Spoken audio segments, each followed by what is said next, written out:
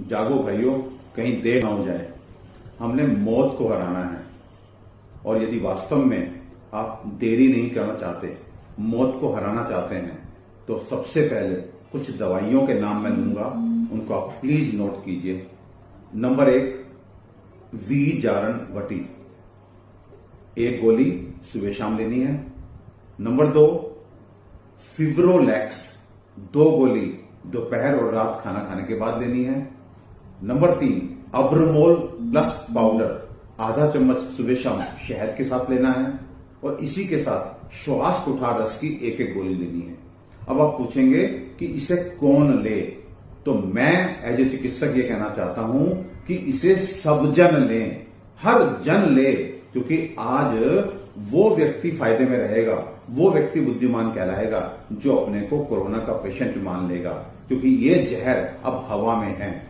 यदि हमारे घर में एक भी पेशेंट ऐसा है जो खांस रहा है, जिसे बुखार आ रहा है, जिसे बदन दर्द है, जिसे जुकाम है, और आप ये मानते हैं कि ये केवल सीजनल फ्लू है, तो मुझे ऐसा लगता है कि आप अपनी स्थिति को गंभीरता की तरफ ले जाएंगे और ना केवल वो व्यक्ति इस दवा को खाए, बल्कि उसके संपर्क में आने वाला हर फैमिली मेंबर 15 दिन के लिए इन दवाओं को जरूर खाए। और यदि ये दवाएं आप नहीं उपलब्ध करा पा रहे हैं, तो इनका सब्स्टिट्यूट 4 दवाइयां जो मुझे लगता है कि हर जगह उपलब्ध हो जाएंगी, वो है नंबर 1, त्रिभुवन कीर्ति रस, इसकी 1 गोली सुबह 1 गोली शाम को खानी है। नंबर 2, महासुदर्शन घनवटी, इसकी 2 गोली दोपहर में, 2 गोली रात में खाना खाने के बाद खानी है। इसके अलावा सीतोपलादी चूर्ण का आधा चम्मच और 1 श्वास कुठार रस की गोली आप सुबह शाम लेंगे। इन 4 दवाइयों को आप अपने क्षेत्र से, अपने नगर से, अपने गांव से, किसी आयुर्वेदिक स्टोर से तुरंत उपलब्ध करके अपने पास रखिए प्लीज। ये आपकी प्राण रक्षक औषधियां हैं।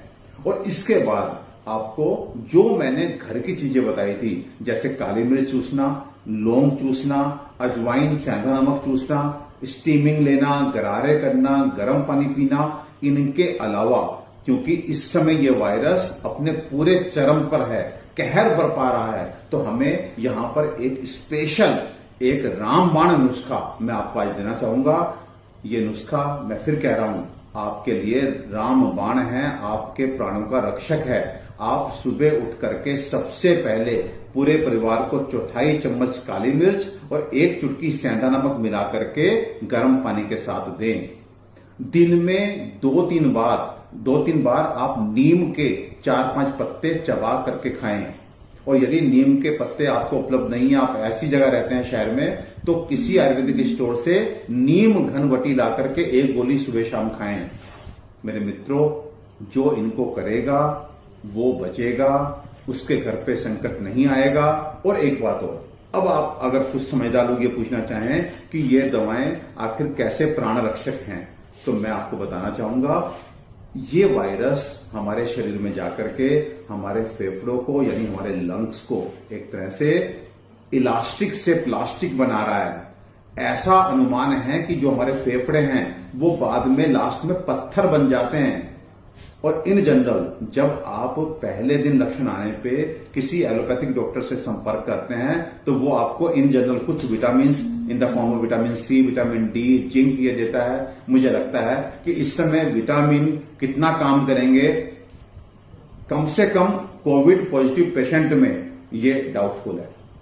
नंबर 2, वो आपको एक एंटीबायोटिक देता है। मैं पूछता हूं कि ये एक वायरल डिजीज है, इसमें एंटीबायोटिक का वेरी इनिशियल फेज में क्या रोल है, वो भी मुझे लगता है डाउटफुल है। नंबर 3, इवरमेक्टिन एक एंटीपैरासिटिक मेडिसिन है, ये इसमें कितना मदद करेगी, अगेन डाउटफुल।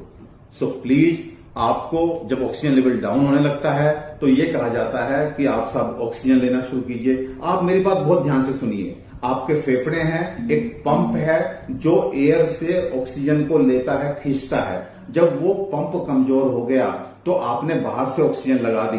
जब 25% कमजोर था तो आपने 2 लीटर सैचुरेशन की लगा दी। उसके बाद फिर जब वो 50% कमजोर हो गया तो आपने 5 लीटर पे लगा दिया ऑक्सीजन को। फिर जब वो 75% डैमेज हो गया तो मुझे लगता है कि बहुत हाई प्रेशर आपने ऑक्सीजन दे दिया। लेकिन क्या आप ऑक्सीजन बढ़ाते चले जा रहे हैं और वायरस भी अंदर बढ़ता चला जा रहा है। लेकिन एक कंडीशन ऐसी आएगी कि आप वेंटिलेटर पे भी आ जाएंगे, तब भी आपके फेफड़े उस वेंटिलेटर को भी रेस्पॉन्ड नहीं करेंगे। ट्राई टू अंडरस्टैंड, हम कुछ भी ऐसा नहीं ले रहे हैं जो वायरस को न्यूट्रलाइज करे, वायरस को खत्म करे।